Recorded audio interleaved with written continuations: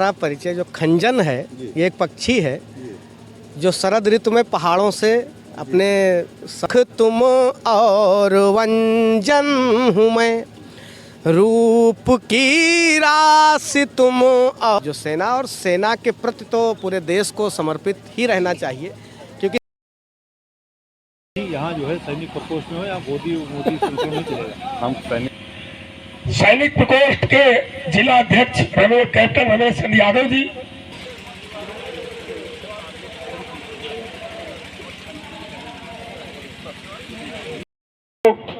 शालिग्राम यादव जी को और जगेश्वर यादव जी को, ये इस फौज की जो होती है वो सबसे अलग होती है, इसलिए इसके कोई मापदंड। जैसा कि आप देखते होंगे लोकसभा, पार्लियामेंट, राज्यसभा, विधानसभा, विधान परिषद सब में की कार्यक्रम का शुभारंभ हो।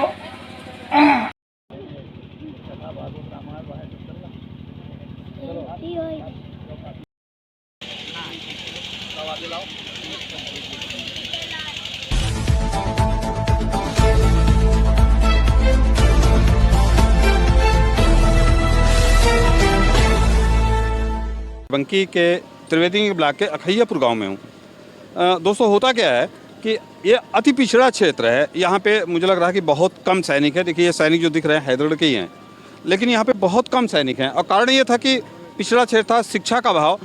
हाल ही में एक बच्चा जब देश की सेवा के लिए भर्ती होता है, सेना में भर्ती होता है, तो गाँव में एक खुशी की लहर दौड़ जाती है। और ट्रेनिंग के बाद, अहमदनगर से ट्रेनिंग करके आ रहे हैं, ट्रेनिंग के बाद जब ये अपने गाँव पहुँचते हैं तो गांव के लोगों में जो खुशी थी और एक माहौल बनाया, एक कार्यक्रम जैसे शादी विवाह में कार्यक्रम होता उस तरह का। और सबसे बड़ी बात तो यह है कि हमारे इस क्षेत्र के एक कवि हैं। देखिए, अब संबंध आप लोग अक्सर सुनते होंगे, मैं तो मंचों सुनता हूँ, कभी बाबा नाती, कभी क्या क्या। पवन तिवारी जी हैं। और आपसे मैं एक चीज़ जानना चाहूँगा, खंजर से खंजन हुआ है कि खंजन से खंजर? मतलब खंजन जो आपका मुझे बड़ा मतलब चुभता है मुझे, तो इसलिए मैं आपसे पूछ रहा हूँ। आप कवि हैं, अपना परिचय खुद देंगे। देखिए, हमारा परिचय जो खंजन है, ये एक पक्षी है जो शरद ऋतु में पहाड़ों से अपने समतल जमीन पर आता है। और तो ये खंजन है, खंजर है ही नहीं। अच्छा, खंजर नहीं, खंजन है। हाँ, खंजन पक्षी है। और मैंने 4 पंक्तियाँ भी लिखी थी परिचय में अपने, मैं आपको प्रेषित करता हूँ कि प्रेम की आँख तुम और वंजन हूँ मैं, रूप की राशि तुम और रंजन हूँ मैं, एक नाता सनातन रहा साथ का, तुम शरद ऋतु तथा पक्षी खंजन हूँ मैं। तो पक्षी खंजन हूँ मैं, ये हमारे एक विटप जी थे जो गोष्ठियों में हम लोगों को बुलाया करते, तो उन्होंने मेरा नामकरण कर दिया। तो इस नाम को लेकर के मैं आगे बढ़ रहा हूँ और काफ़ी प्रांतों में आना जाना शुरू हो गया है आप सबके आशीर्वाद से। और ये हमारा सौभाग्य रहा आज इस कार्यक्रम के कि आयुष जो सेना और सेना के प्रति तो पूरे देश को समर्पित ही रहना चाहिए, क्योंकि सैनिक से ज़्यादा समर्पण कोई नहीं करता। मैंने एक कविता भी लिखी है कि सैनिक की परिवार की तरफ से, वो कविता लंबी है। आदरणीय जब सेवानिवृत्त होकर के आए थे तो उस कविता का वाचन मैंने उस मंच से किया था। तो सैनिक का तो जो योगदान है, अच्छा 1-2 लाइनें मैं आपको सुना देता हूँ कि अधर हिलते अगर सोचें कभी वह मुस्कुराने को, सेना के सामने जो भिड़ा सैनिक के सामने जो आया, फिर सैनिक कुछ सोचता समझता नहीं है कि अधर हिलते अगर सोचें कभी वह मुस्कुराने को, लगी हैं बंदिशें जितनी डगर मुश्किल है जाने को, बने जो राह के रोड़े वो जा इतिहास को पढ़ ले, मिटा है खुद वही हरदम चला था जो मिटाने को, मिटा है खुद वही हरदम चला था जो मिटाने को। तो सेना तो हमेशा जो उसके सामने आएगा, वो उससे टकराएगा तो अपने सीने पर ले करके पूरे देश की रक्षा करता है। और इस समय देखिए, हल्की सी ठंडी बढ़ी है तो हम लोग कपकपाने लगते हैं। -0, ये तो और सब लोग अनुभवी हैं, इनसे आप पूछिएगा किन परिस्थितियों में देश की रक्षा हो रही है कि आज हम सब उत्सव मनाते हैं, तो ये हमारा सौभाग्य है। और सबसे बड़ी बात ये है कि अक्सर हम सेवानिवृत्ति पर तो कार्यक्रम हमने देखे हैं, लेकिन जब कोई सैनिक आता है, घर आता है, परिवार में आता है और उसका इस तरीके से सम्मान हो रहा है, तो कहीं ना कहीं गांव के लिए, समाज के लिए एक प्रेरणा बनती जा रही है। और लोग ये सोचेंगे कि अपने बच्चे को भी हम सेना में डालें, और जिससे हमारे देश का नाम, हमारे गांव का नाम। मेरा एक सवाल है आपसे जी। कवियों में मैं देखा हूँ, चूँकि जगह जगह जब इंटरव्यू ले जाता हूँ, हर जगह कहीं ना कहीं बीच में आप खाई या दुराव, जैसे कवियों में भी इस तरह का देखने को मिलता है। तो मेरा सवाल ये है कि समाज को हम दिशा देने के लिए, कोई भी कार्यक्रम होते हैं, कवि हैं या फिर फिल्म है या टीवी है, कोई भी है, तो समाज में दिशा, लेकिन समाज दिशा विहीन होता जा रहा है, ऐसा क्यों? चूँकि आप, मुझे बड़ा अच्छा लगा कविता जिस तरह से आप कर रहे थे, तो मेरा सवाल बनता, समाज दिशा विहीन क्यों होता जा रहा है? देखिए, किसी भी क्षेत्र में आप चले जाओ, चाहे वो एक कवि वाली बात आपने की कि इसमें भी दुराव है, दुर्भाव है, आप कहीं भी चले जाओगे तो कमियां आपको मिलेंगी।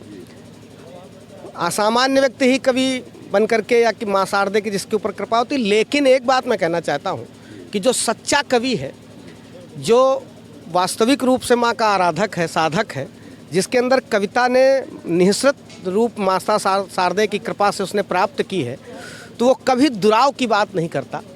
जो किसी तरीके से छल प्रपंच करके, देखिए चूँकि आर्थिक युग है, मंच को प्राप्त करना, एक अर्थ को प्राप्त करना है, फेमस होने के लिए, फेमस होने के लिए सोशल मीडिया है या किसी माध्यम से, तो हल्की फुल्की लोग बातें कर करके अपने नाम को पैदा कर लेते हैं, लेकिन उसका स्थायित्व तो नहीं है।